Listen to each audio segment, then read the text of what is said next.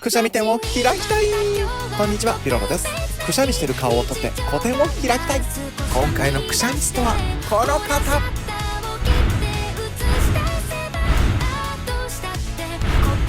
森夏美さん、くしゃみタイム。